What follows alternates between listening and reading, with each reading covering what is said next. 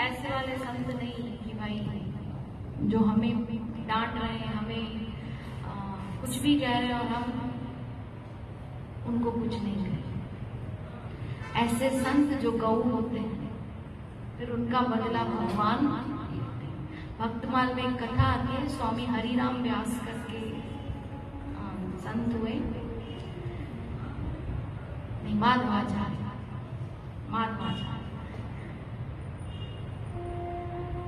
बहुत शास्त्र में प्रवीण थे, पहले शास्त्रार्थ ही करते थे, पर जब वो वृंदावन पहुंचे, ठाकुर जी को देखा तो वो सब कुछ भूल गए, उनकी सेवा में ही लग गए। शास्त्र का ज्ञान तभी तक अच्छा लगता है जब तक भक्ति का रस चढ़े। जब भक्ति रस चढ़ने लगता है तो भक्ति रस प्रदान होने लगता है, और वृंदावन में तो भक्ति है। जो जो संत महात्मा वृंदावन में रहते हैं वो सारे भक्ति में है। भक्ति में ज्ञान नहीं है ऐसा नहीं कहेंगे, ज्ञान पूर्ण है, ज्ञान पूर्ण है, पर विशेष अगर वो आपको बात कहेंगे या बात समझाएंगे तो यही कहेंगे कि भक्ति में डूबो, भक्ति में। और इधर आप काशी चले जाइए, वहां के संत महात्मा एक ही चर्चा करते हैं शंकराचार्य जी की, ज्ञान विहीनम न भवति मुक्तो जन्म शतेन। जिसके अंदर ज्ञान नहीं है वो मुक्त नहीं हो सकता। आपके गुजरात चले जाइए, वहां आपको वैरागी मिलेंगे। कभी गुजरातियों का संग करो तो पता चलेगा कि गुजराती लोग कितना त्याग करते हैं, मतलब त्याग सामानों का करते हैं, वस्तुओं का करते हैं, पर जो इनके महात्मा लोग होते हैं वो देह को भी तपाते हैं।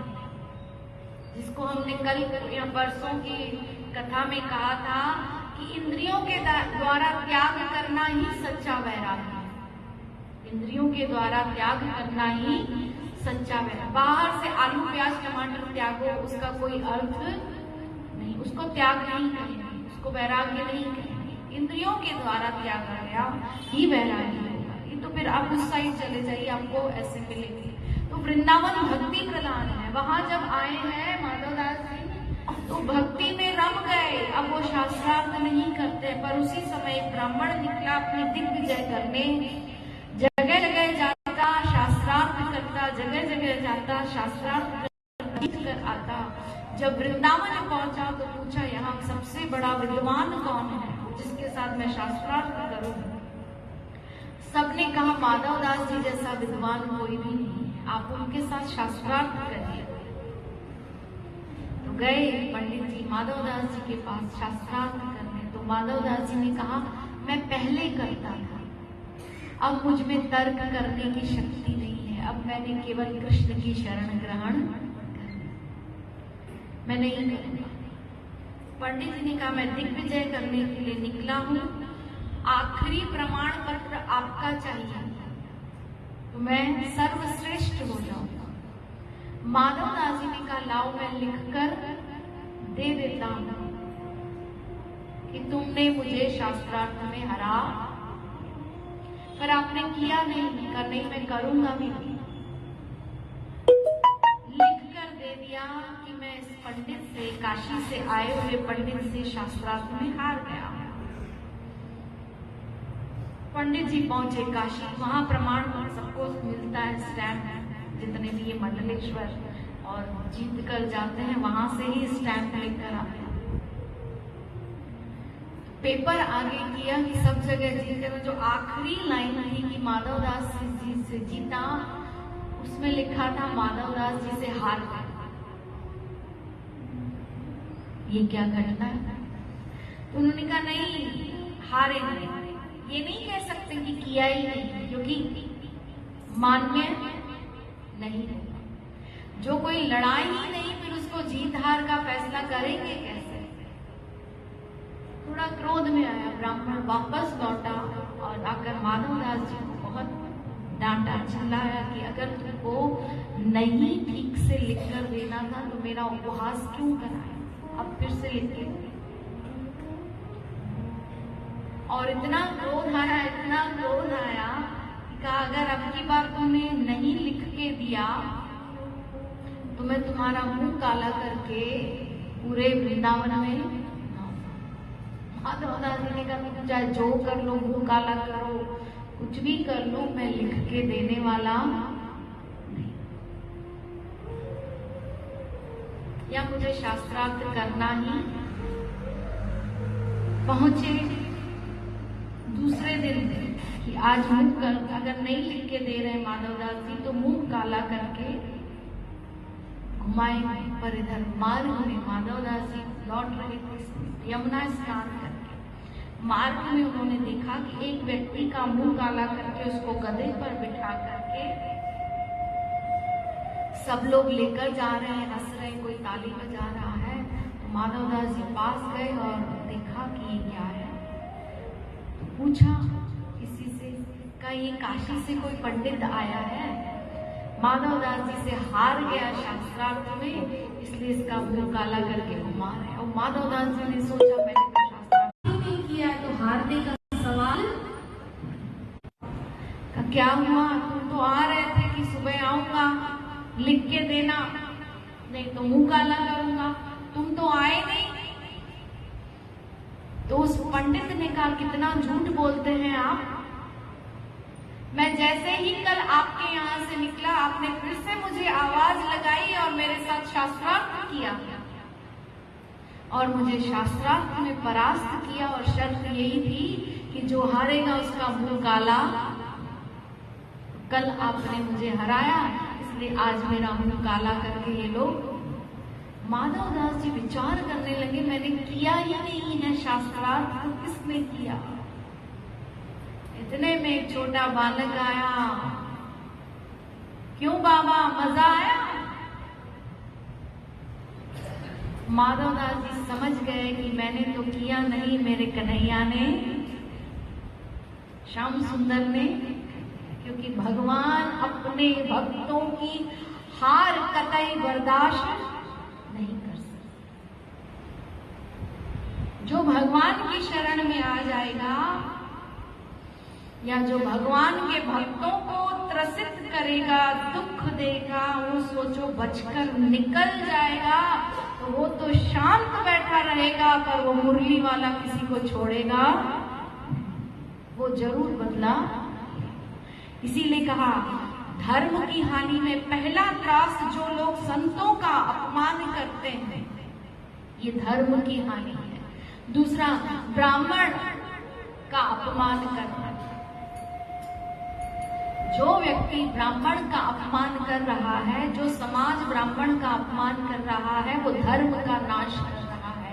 गौ माता को त्रसित कर रहा है, वो धर्म का नाश कर रहा है। फिर जब ऐसा होगा तब तब धरी प्रभु विविध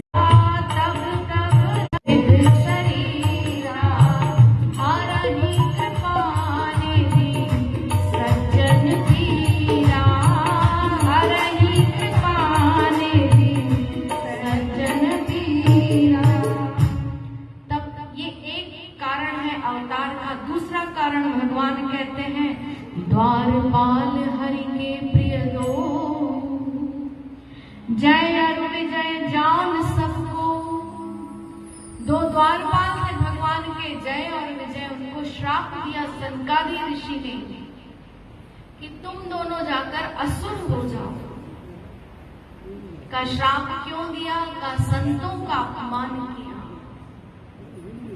सनकादि ऋषियों का अपमान किया। वो कह रहे थे अंदर जाना है, पर सनकादि ऋषियों जय और विजय ने कहा नहीं, अभी हमारे प्रभु विश्राम कर रहे हैं। तब यहाँ कहा है संतों ने, सनकादि ऋषियों ने कि तुम्हारे स्वामी तो संत सेवी हैं। भगवान ने खुलकर कहा है कि यदि मुझे पाना है तो पहले किसकी शरण में जाओ? संतों की शरण में जाओ। संतन के संग लागरी तेरी अच्छी बनेगी।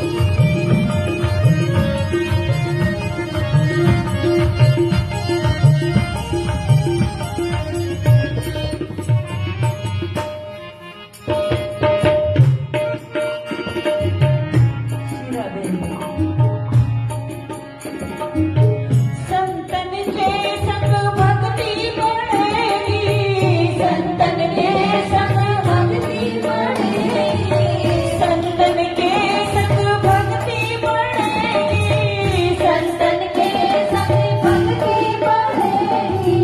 राम चरण अनुराग रे तेरी अच्छी बनेगी, राम चरण अनुराग रे तेरी अच्छी बनेगी। ओ संतन के संग लाग रे तेरी अच्छी बनेगी, संतन के संग लाग रे तेरी अच्छी बनेगी।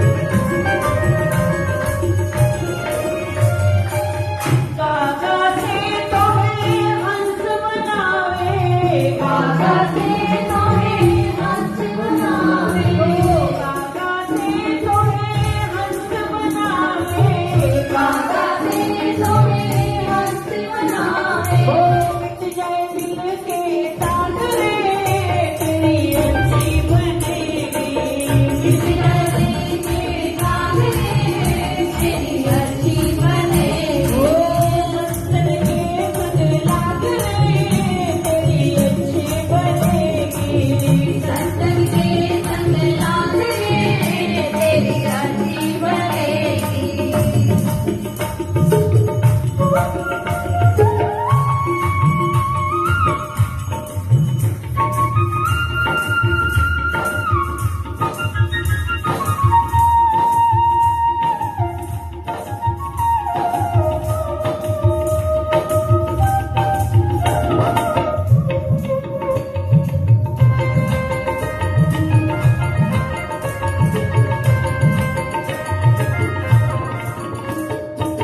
ध्रुव की बनी प्रहलाद की बन गई, ध्रुव की बनी प्रहलाद की बन गई, ध्रुव की बनी प्रहलाद की बन गई, ध्रुव की बनी प्रहलाद की बन गई। ओ हरि कीर्तन में लाग रे तेरी अच्छी बनेगी, हरि कीर्तन में लाग रे तेरी अच्छी बनेगी। ओ प्रभु कीर्तन में लाग रे तेरी अच्छी बनेगी, प्रभु कीर्तन में लाग रे तेरी अच्छी बनेगी।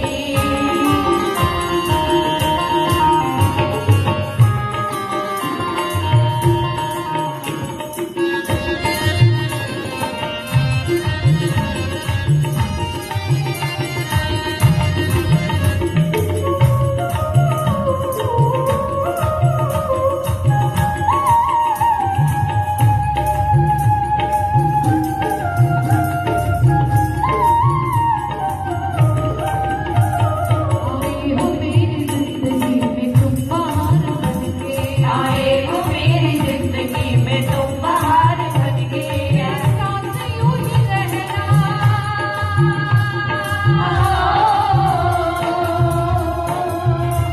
मेरे साथ यूं ही रहना तुम प्यार प्यार बनके। आए हो मेरी जिंदगी में तुम बहार बनके, आए हो मेरी जिंदगी में तुम बहार बनके।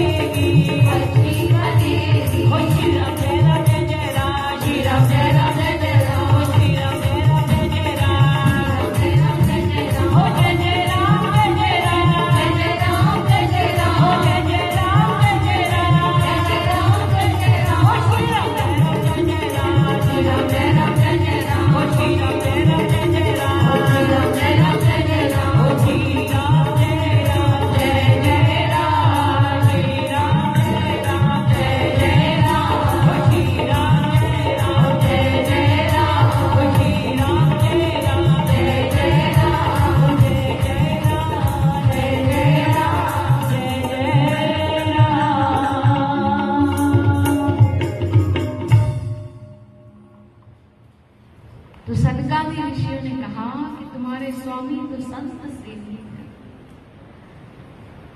तुम हमारा अपमान कैसे करें? कहा हमारे स्वामी के विश्राम का समय है। इतने में भगवान स्वयं चलकर आए, पर उसके पहले जब तक भगवान आए सनकादि ऋषियों ने श्राप दे दिया, असुर लोग तुम अपने स्वामी की अवहेलना करके संतों का अपमान कर रहे हो, इसलिए जाओ तुम असुर हो जाओ।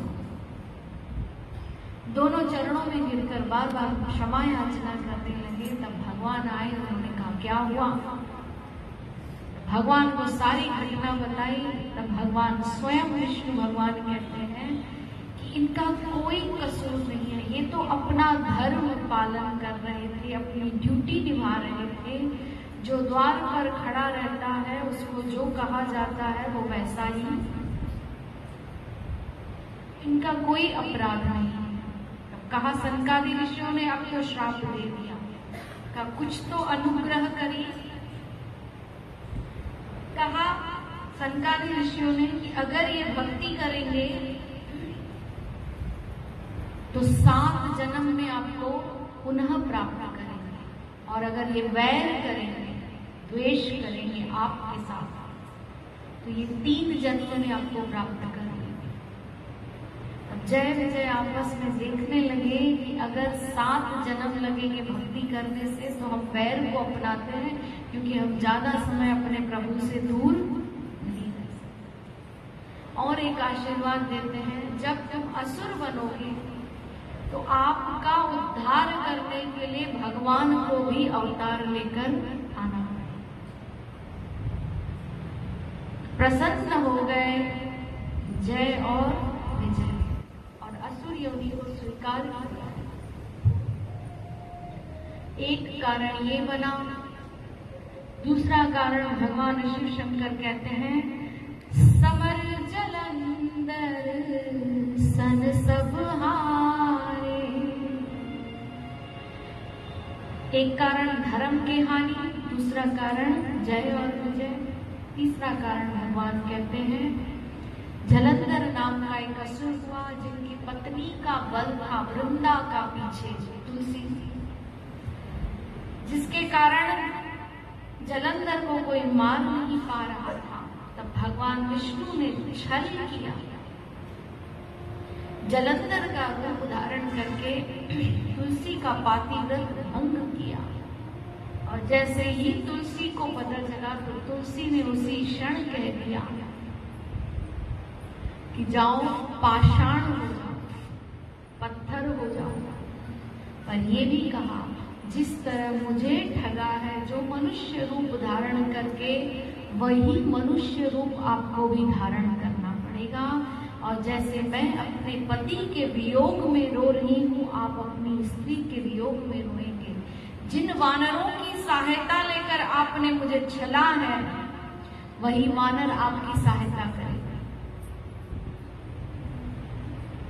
जब श्राप दिया है तो भगवान ने श्राप अनुग्रह किया कि मेरी गलती है। जब भगवान शिव को ये बात पता चली कि पाषाण होने का श्राप दे दिया है, पत्थर होने का श्राप दिया है तुलसी ने, तो वो आए और भगवान को पुनः पत्थर से प्रकट किया गया, और वृंदा ने, तुलसी ने अपने आप को जलाया है, और उसकी राख से 3 वृक्ष उत्पन्न हुए, मालती, धात्री और तुलसी। मालती को स्वर्ग भेज दिया, तुलसी और धात्री पृथ्वी लोक पर रही। पर वृंदा ने श्राप दिया था, इसलिए भगवान को एक अवतार वृंदा के कारण लेना पड़ा। आगे भगवान शिव शंकर कहते हैं नारद श्राप दीन एक बारा, नारद श्राप दीन एक बारा, कलप एक ते लगी अवतारा, कलप एक ते लगी अवतारा, गिरजा चकित भई सुनि बानी,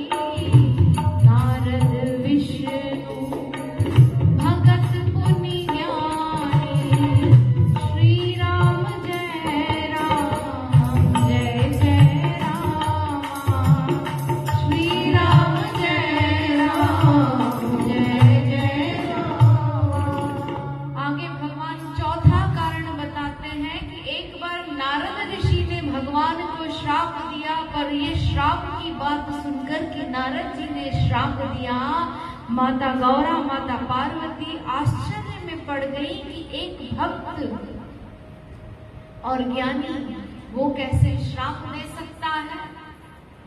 यहाँ पर भी आप देखिए माता पार्वती की निष्ठा अपने गुरु के प्रति। वो कहती हैं नारद विष्णु भगत मुनि ज्ञानी। मेरे गुरु नारद जी गुरु हैं पार्वती जी के। मेरे गुरु ने कोई अपराध नहीं किया होगा, जरूर हरि ने कुछ किया होगा, जरूर हरि ने कुछ किया होगा। भगवान शिव समझ गए कि अपने गुरु के प्रति पूरी निष्ठा है कि सब गलत कर सकते हैं पर मेरे सतगुरु कभी भी गलत। ऐसी निष्ठा होनी चाहिए, ऐसी निष्ठा सबके अंदर होनी चाहिए। हम लोग तो थोड़े में ही कुछ करते हैं, गुरुदेव तो थोड़े में ही जाते हैं कि हमारे गुरु जी ने गलत किया, हमारे गुरु जी ने गलत किया। सामने नहीं है नारद जी पर फिर भी पार्वती जी की पूरी निष्ठा है कि वो तो भक्त हैं, वो तो ज्ञानी हैं और ज्ञानियों से तो कोई अपराध होता नहीं। जरूर भगवान विष्णु ने कुछ किया होगा पर भगवान शिव यहाँ कहते हैं ज्ञानी मूढ़ न कोई, जब जेहि रघुपति जस करई, तस तो तेहि क्षण होई। कोई भी न ज्ञानी है, कोई भी न मूढ़ है। जिस समय भगवान जिसको जैसा बना देते हैं वो वैसा उसकी बुद्धि हो जाती है। सब खेल किसका है? ईश्वर का। वो क्या करेगा, कभी रंक को राजा बना देगा, कभी राजा को रंक बना देगा, कोई कुछ भी नहीं कह सकता। इसलिए ये संदेह मत करो कि वो तो क्या। कभी कभी ज्ञानी भी अपराध कर बैठते हैं, ऐसा नहीं कि ज्ञानी नहीं करते हैं। हनुमान जी ज्ञानी है कि नहीं? ज्ञानी नाम अग्रगण्य कहा जाता है ना। पर जब रामेश्वरम में भगवान शिवलिंग की स्थापना करनी है, हनुमान जी को कहा जाओ शिवलिंग लेकर आओ काशी से। काशी गए, शिवलिंग लेकर आ रहे थे तो मार्ग में अहंकार आया कि देखो राम का काम तो कोई कर ही नहीं सकता है, सारे काम कौन करता है? हनुमान करता है। और जब यहाँ पहुंचे भगवान ने पहले ही बालूका का शिवलिंग बना दिया और उसकी स्थापना कर दी। जब हनुमान जी आए कहा जब आपको कर ही लेनी थी स्थापना तो मुझे क्यों दौड़ाया, और अगर मैं लेकर आया हूं तो जो मैं लाऊं उसकी स्थापना करिए, वो जो बिठाया उसको हटाइए। भगवान श्री राम ने कहा भाई देखो हमने तो स्थापना कर दी है, तुम हटा दो हम तुम्हारे वाले की कर देंगे। हनुमान जी ने बहुत प्रयास किया है रामेश्वरम में वो शिवलिंग हटाने का, यहाँ तक कि पूंछ भी कट गई हनुमान जी की वो शिवलिंग उखाड़ने में। आज भी है मंदिर पूंछ कटे हनुमान जी रामेश्वरम में। हटे ही नहीं, हटे नहीं, हटे नहीं। जब हार गए तब भगवान के पास गए और पूछा कि भगवान ये क्या लीला है। तब भगवान श्री राम ने कहा तुम्हारे अंदर अहंकार आ गया है कि सारा काम कौन करता है? मैं करता है, हनुमान करता है। भगवान केवल हमें माध्यम बनाते हैं, करते वो खुद है। किसी न किसी को तो श्रेय देना होगा। अब ये जो कथा हो रही है इसका फल तो हम सबको मिल रहा है, पर माध्यम कौन बना? मंदिर बना। भगवान श्रेय देता है, करता वो सब खुद ही है। अगर कोई सोच ले कि मैं करा रहा हूं, मैं कर रहा हूं, तो उसका कार्य कभी भी पूरा नहीं है। कुछ न कुछ ऐसा विघ्न आएगा, ऐसा विघ्न आएगा कि आगे बढ़ेगा ही नहीं। सत्र अच्छा हो जाएगा पर रात भर सो नहीं पाएगा कि कल क्या होगा, कल क्या होगा। क्यों? क्योंकि क्योंकि तुम कहते हो कि मैंने किया, मैंने किया। तो जब मैं वाला हिसाब आता है तो फिर सब बिगड़ जाता है। और जहाँ ईश्वर वाला हिसाब आता है तो ईश्वर को जब जो जैसे जिससे कराना होगा, आप बैठे रहो प्लानिंग बनाकर, ये करेंगे ये करेंगे ये करेंगे, कुछ भी होने वाला नहीं। तो कहा राम करे सो होए, राम करे सो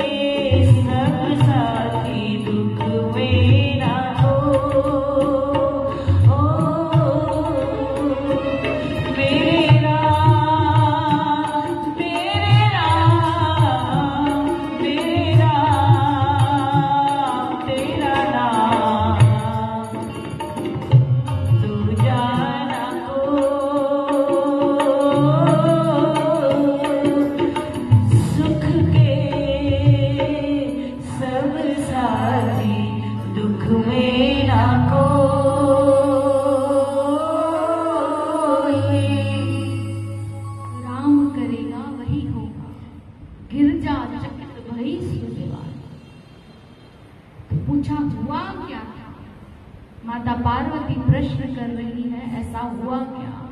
तो कहा एक बार की बात है, नारद जी हिमगिरी गुफा में गए और ध्यान लगाने बैठे। जैसे ही बैठे हैं उनकी समाधि हुई और समाधि में बहुत समय व्यतीत हो गया। ये आश्चर्य है। कहा ये आश्चर्य क्यों है? कहा नारद जी को श्राप है कि वो 2 घड़ी से ज्यादा कहीं पर रुक नहीं सकते हैं, वो चलते ही रहेंगे। पर आज जब साधना में बैठे तो बहुत समय बीत गया। इधर देवराज इंद्र को भय होने लगा कि अगर इन्होंने तपस्या सिद्ध कर ली, साधना सिद्ध कर ली और मेरा राज्य न कहीं छीन ले, मुझसे कहीं मेरा देवराज इंद्र का जो सिंहासन है वो न मांग ले। देवराज इंद्र ने कामदेव को भेजा कि जाओ नारद जी की समाधि भंग करो।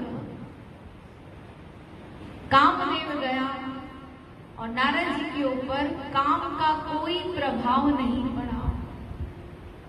समस्त हथियार डालकर कामदेव बैठ गया। इतने में ही नारद जी ने नेत्र खोले और नेत्र खोलते ही सामने कामदेव। क्रोध आया कामदेव को देखकर, पर नारद जी शांत रहे और पूछा कि तुम यहाँ कैसे आए? तो कामदेव ने सारी घटना बताई कि मुझे देवराज इंद्र ने भेजा। कहा है नारद जी की साधना भंग करो वरना वो मेरा सिंहासन ले लेगा, इसलिए मैं आपकी साधना भंग करने आया। पर धन्य है आप, मेरे किसी भी बाण का, मेरे किसी भी कार्य का आपके ऊपर कोई प्रभाव नहीं। नारद जी मुस्कुराने लगे कि शंकर जी के ऊपर प्रभाव पड़ गया पर मेरे ऊपर कोई प्रभाव नहीं। पर क्रोध गए देवराज इंद्र के पास और डांटा कि तुम क्या समझते हो कि तुम्हारे इस राज्य पर मेरी दृष्टि, मुझे तुम्हारा राज्य नहीं चाहिए। यहाँ पर रामायण में एक चौपाई में देवराज इंद्र को कुत्ता भी कहा गया। सूख हाड़ ले भाग सच, स्वाद निरखी मृगराज। जैसे एक कुत्ता सूखी हड्डी लेकर जाता है और वो उस हड्डी को चबाता है तो उसको लगता है कि इस हड्डी में रस है, पर नहीं, उसकी हड्डी में रस नहीं होता है। उस हड्डी को चबाते चबाते उसके जबड़े छिल जाते हैं और अपने ही रक्त को चूसता है और उसे लगता है मुझे इस हड्डी में से स्वाद। उसी तरह से तुम्हारा ये राज्य सूखी हड्डी है, जिसको तुम्हें लगता है ये राज्य तुम्हें सुख दे रहा है, तुम्हें राज्य सुख नहीं दे रहा है, तुम्हें अपना ही अहंकार में राजा हूं, मैं राजा हूं, ये सुख पहुंचा रहा है, ये सुख। वाकई जो गद्दी पर बैठता है, जो पद पे बैठता है, उसका तो ये नाक और ये सर नीचे होता ही नहीं है। हाँ, कुछ ऐसा प्रभाव है शायद गद्दी का, सिंहासन का। जैसे ही चढ़े नहीं, बैठे नहीं, वैसे ही नाक अपने आप लंबी हो जाती है कि हम भी कुछ हैं। सही कह रहे हैं, गलत नहीं कह रहे, अपने ऊपर आजमाया हुआ है तब बोल रहे हैं। इसीलिए क्या होना चाहिए, कोई भी पद ग्रहण नहीं करना चाहिए। जैसे ही पद आए, हमें पद नहीं चाहिए, हाँ एक पद चाहिए, श्री राम के चरण पद, वो वाले पद चाहिए। जो झुका रहेगा वो सब कुछ पा जाएगा, जो अकड़ा रहेगा कुछ भी पद नहीं देता है। हम आपको बताएं, पद हमें कुछ प्रदान नहीं करता है, आपका अपना व्यवहार आपको प्रदान करता है। सीट पे नहीं हो आप, फिर आप अच्छा व्यवहार करो तो जो पद है उस पर कोई ध्यान नहीं देगा। आपके अपने व्यवहार के कारण आपसे जुड़े। पता नहीं ये कुछ है ऐसा बना हुआ है, क्योंकि रामायण में भी लिखा है नहीं कोई अस जन माँ जग माही, प्रभुता पाई जानी मद नाई। ऐसा कोई जन्मा ही नहीं है संसार में कि जिसको पद मिले और अभिमान ना। इसलिए नहीं चाहिए पद, बिना पद के सेवा करो। जो बिना पद के सेवा करता है वो हनुमान हो जाता है। हनुमान जी को कोई पद नहीं दिया है भगवान ने। आखिर में कहा भी था जब सबको दे रहे हैं कुछ न कुछ, तो भगवान, ये उस समय की घटना है जब राज्याभिषेक हो गया है, सबको भगवान ने कुछ न कुछ दिया।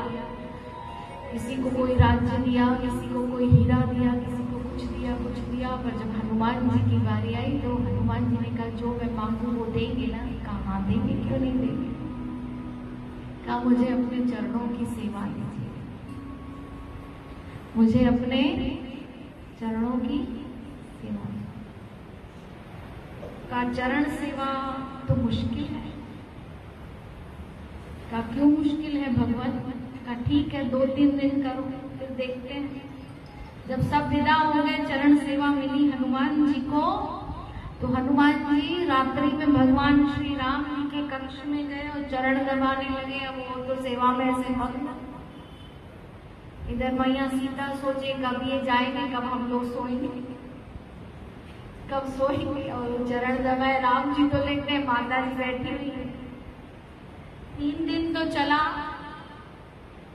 चौथे दिन माँ सिया जी ने भगवान श्री राम जी से कहा कि आपने अच्छी चरण सेवा दे दी है, आप तो सो जाते हैं, हम सारी रात बैठे रहते हैं, क्योंकि वो सारी रात दबाता है और सुबह तो फिर क्या करें। आप कुछ निर्णय करिए, कुछ तो करिए।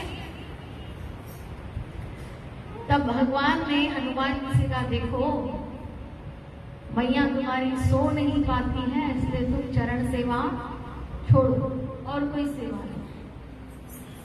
अब और कौन सी सेवा लूं भगवान, आप ही बताइए।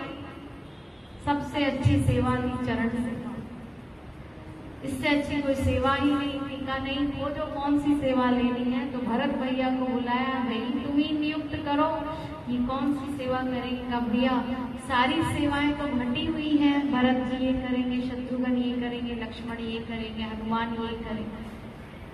हनुमान जी ने कहा हमें कौन सी सेवा दी, हमें तो कोई सेवा मिली ही नहीं है, दीजिए। बहुत सोचने पर कहा अब तो कोई सेवा बचती नहीं, इसलिए आप हनुमान जी चुपचाप बैठ गए।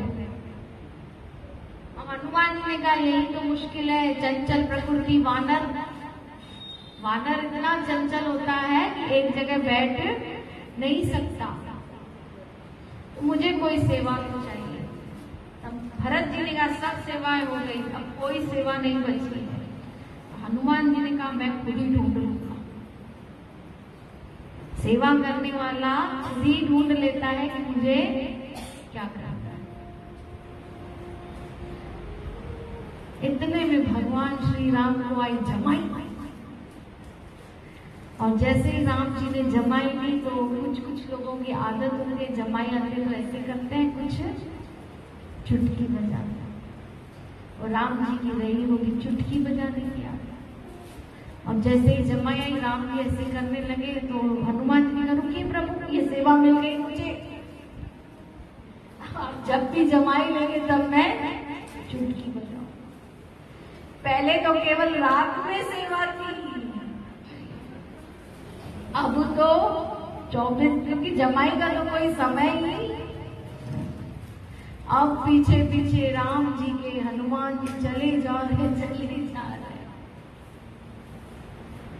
रात्रि में जब सोने की बेला आई तो भगवान ने पट बंद किया, भाई अब सोए।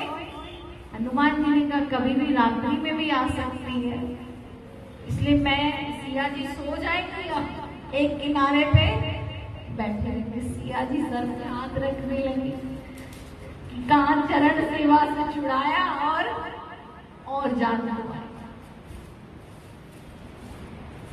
वो रात में बैठकर निकली, सुबह सुबह देखा हनुमान जी उनके ही कक्ष में बैठे हैं। राम जी समझ गए आज भी सिया जी सो।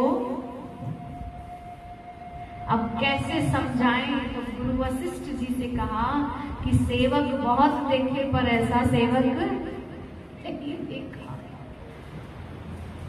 कुछ ना लोग जबरदस्ती सेवा भी करो तो ऐसी करो। एक बूढ़ी माता, सत्संग से 4 लोग कथा सुन के निकले कि सेवा करनी चाहिए बुजुर्गों की, तो बूढ़ी माता रास्ता क्रॉस करना था उसको, तो एक ने उनका हाथ पकड़ा और उस तरफ पहुंचाया। जो 4 निकले थे ना सुन के, तो दूसरा वाला गया वहां से पकड़ कर यहाँ ले आया। मुझे नहीं जाना, ये सच्ची घटना है, मजाक नहीं कर रहे। मुझे नहीं जाना उस तरफ का, नहीं सेवा है, मेरी सेवा है, मुझे करना ही है। अब वो जब यहाँ आया तो तीसरे को लगा इन 2 ने किया तो मैं कैसे रह जाऊं। फिर हाथ पकड़ा, फिर चले गए उस तरफ। फिर चौथा, जब इन 3 ने कर लिया तो मैं कैसे रहूं। तो वहां से लेकर यहाँ लाके क्या हुआ, जहां खड़ी थी वहां की ऐसी सेवा करने का कोई फायदा। हनुमान जी जैसा सेवक मिल गया राम जी को, पीछा ही नहीं छोड़ रहा। तब गुरु वशिष्ठ जी को बुलाया और गुरुदेव से कहा कि गुरुदेव, सेवा की पद्धति होनी चाहिए, सुमिरन की पद्धति भी है तो सेवा की भी पद्धति है कि कैसे करनी चाहिए। ऐसी भी सेवा नहीं करो कि स्वामी त्रसित हो जाए और कह दे मुझे सेवा चाहिए ही। तो गुरु वशिष्ठ जी ने बुलाया, हनुमान जी को कहा कौन सी सेवा ली है, का चुटकी बजाने की। तो हाँ, गुरु वशिष्ठ जी ने कहा तुम तो ब्रह्मचारी हो गई हैं पर राम जी तो गृहस्थ हैं, थोड़ा इस बात का ध्यान कह के हनुमान जी ने कहा हाँ ये तो मैंने सोचा ही नहीं।